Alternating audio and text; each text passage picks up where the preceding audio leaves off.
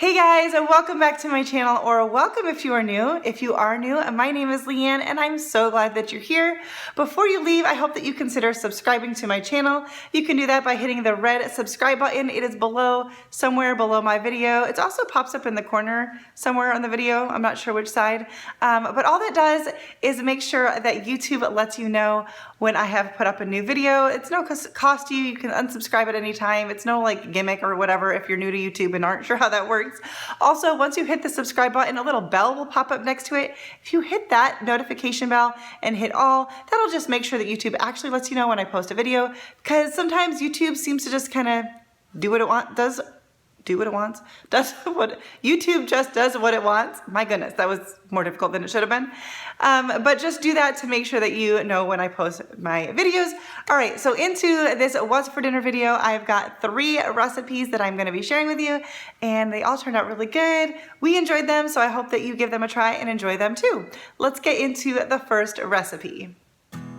All right, so for this first dinner, we're gonna call it a Sloppy Joe loaded baked potatoes. So I'm starting by putting some potatoes in my crock pot. This is just how I like to cook them. I did spray the crock pot with a little bit of nonstick cooking spray, and then I am just scrubbing down my potatoes and we're gonna pop them in the crock pot. You could wrap them in foil if you want. I don't usually do that. I just throw them right in. I'm putting salt on them today, but you don't even have to do that. Close the lid and set that on low. I think I usually do about 6 to 8 hours. And yeah, so we're just gonna leave that alone. This is several hours later. We're gonna get started on the Sloppy Joes. I will put the link in the description box below of the recipe that I'm kind of following just as a guide. I don't usually follow the recipes exactly. But I have 1 tablespoon of butter, 1 pound of ground beef, and about a half a cup of finely diced onion. And we're just gonna cook that up until the meat is all the way cooked through, and at the same time your onions will be nice and tender. So that's what we're doing here. And then I'm also steaming up some broccoli on the side. You'll see that later. You can do this in the microwave, however you want to do that. So now we're going to go ahead and make our Sloppy Joe mix. The recipe calls for 8 ounces of tomato sauce. I'm just using some leftover marinara sauce I had in the fridge. 2 tablespoons of tomato paste, 1/4 cup of brown sugar, 2 tablespoons of Worcestershire sauce, 2 teaspoons of yellow mustard, a half a teaspoon of onion powder, a 1/4 teaspoon of paprika, a half a teaspoon of salt and pepper if you'd like, and then a half a teaspoon of red pepper flakes, which of course is optional. And so I'm just mixing that all together, and then we're gonna set that to the side until our ground beef is all done. This is a really, really quick and easy recipe to pull together last minute. And you of course can do this over hamburger buns if you want, but I like doing them over the potatoes. So now I'm just adding in, I don't know, tablespoon or so of minced garlic because my meat is all cooked here. And now we're going to add in that mixture that we just made, the tomato mixture, and that's our Sloppy Joe mix. Again, use a different, store-bought Sloppy Joe mix. That's totally acceptable, but it's really not that hard to make it from scratch, so I like to do that. So we're just gonna mix that all together, and then we are going to assemble our loaded baked potato. So what we're doing is we're just cutting our potatoes open. We kind of end up just cutting it up. You could just make it look pretty and just kind of squeeze open the center, but it doesn't matter. This is how we're gonna eat it anyway. So we're putting on some butter. We've also got some shredded cheese. My husband decided to do his broccoli on the side and put sour cream on his. He's showing you that because I was like, hey, you're not even in frame. So he came back to show you guys. But I did not want to do sour cream on this kind of a baked potato. So I did butter, broccoli, cheese, Sloppy Joe mix, and then a little bit more cheese on top. And there you have it. That is what we had for dinner on this night.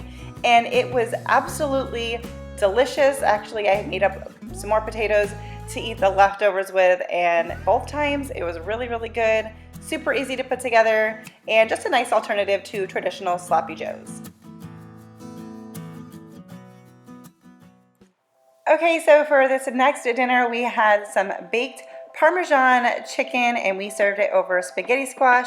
So right now, I've got in a shallow dish, panko breadcrumbs, grated Parmesan cheese, salt, pepper, which I don't do because I don't like to cook with pepper, but it is in the recipe, garlic powder, and oregano. And we're just mixing that all together. And then in another dish, we're just going to whisk together 1 egg. And I just wanted to say, I said that we were serving this over spaghetti squash, but I actually did not include that in the video. You'll see the spaghetti squash at the end, but we just cut the spaghetti squash in half, scoop out the seeds, put them upside down on a baking pan in the oven at like 400 or 425 until it is tender. Usually 30 to 40 minutes is how long it takes. So just letting you know, I didn't include that because I feel like I include it a lot. We've been having a lot of spaghetti squash lately, so you could certainly serve this over pasta. Now the recipe calls for some thin chicken breasts to actually cut them in half. Mine were already pretty thin to begin with, so I didn't cut them in half, but I did pound them. I will admit that I think I should have pounded them even thinner though. I don't think I could have cut them in half because they weren't that thick, but they did take longer to bake than the recipe suggests, so I think I needed to pound them a little bit thinner, but it's okay. It's pretty easily adaptable. It's just gonna determine how long it takes for them to cook. So we're just dipping the chicken in the whipped egg and then into the mixture, making sure to like pat on that breadcrumb and cheese mixture just to make sure you get a really good coating on your chicken. And then I actually take whatever is left and just kind of pour that on top of the chicken before popping it into the oven, just to make sure we had all of the goodness on there. And you're gonna put those in the oven. The recipe calls for 400 degrees for 15 minutes, and then you flip it and then broil it for like 3 to 4 minutes. I end up cooking these for about 30 minutes altogether. So now I'm just melting up some butter and garlic to mix into my spaghetti squash. So here you can see I am just scooping them out of the spaghetti squash shell, I guess you could call it, into a dish, and I'm just pouring in the butter and garlic and a little bit of salt, and we're just mixing that all together. And like I said, that'll be used as our pasta substitute in this dish. I didn't end up doing a veggie on the side because spaghetti squash is a veggie. So here I am after 15 minutes flipping the chicken. I did realize it needed another 15 minutes or so, so I do cook it longer, but I'm just adding in some sauce on top and then some mozzarella cheese. I normally would have done shredded because I do think it melts better, but I had this in the fridge and the package was open and it just needed to be used, and it ended up working out just fine. As I said before, I will have the recipe linked in the description box below if you want to follow that exactly. But this is how it is once it's out of the oven. Again, just make sure your chicken is fully cooked. And there you have it, dinner tonight. It was super good. Highly recommend this recipe. I will definitely be making it again. So for tonight's dinner, we are having a pot roast. I should start this video over, but I won't, I'll just leave that. Pot roast, and I'm gonna start by just spraying my crock pot with some cooking spray. I'm going to peel as needed and dice up into chunks some potatoes and carrots and throw them in real quick.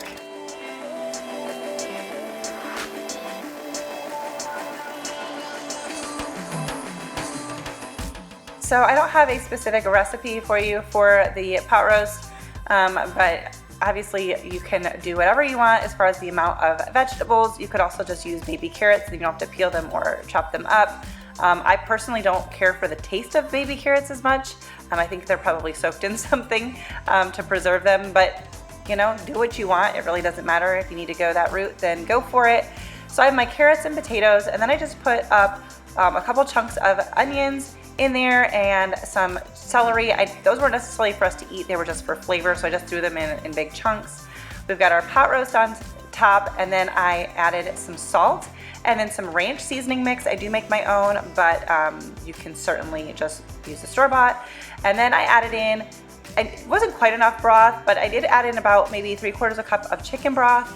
The recipe calls for beef broth, obviously, because this is beef, but it worked fine, and I just had this little bit of chicken broth in the fridge, and I didn't want it to go to waste, so that's what I did. I said the recipe, there's not really a recipe, but usually you would use beef broth because it's a beef meal. Anyways, I took out some of that broth. This was several hours later once the roast was pretty much done, and I'm just heating that up on the oven, or on the stovetop, my goodness, and whisking in some flour, just about a tablespoon at a time.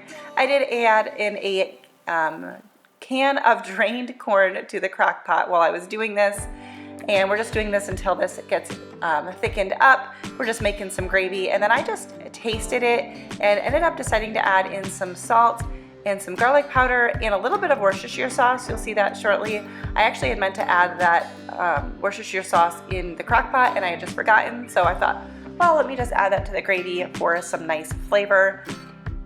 And that was pretty much it for this recipe. Now, the roast, I ended up pulling it out and slicing it into chunks. I would have loved to have been able to shred it. The meat was completely cooked through and was very tender and juicy, but I think I would have needed another hour to maybe even 2 hours in the crock pot in order for it to have been at that shred apart kind of consistency. Is that the right word?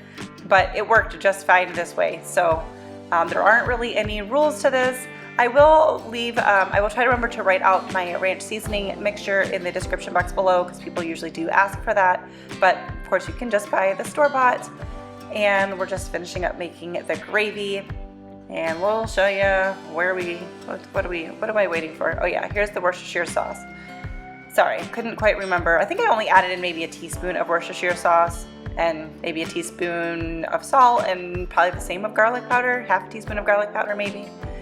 So yeah, I just pulled the roast out because it wasn't really able to be shredded, and I just pulled it out of the crock pot, and I'm just cutting off any big chunks of fat. I don't mind fat on certain cuts of meat, but on this it's just really chewy, but it's good to leave it on it to cook because it gives it flavor.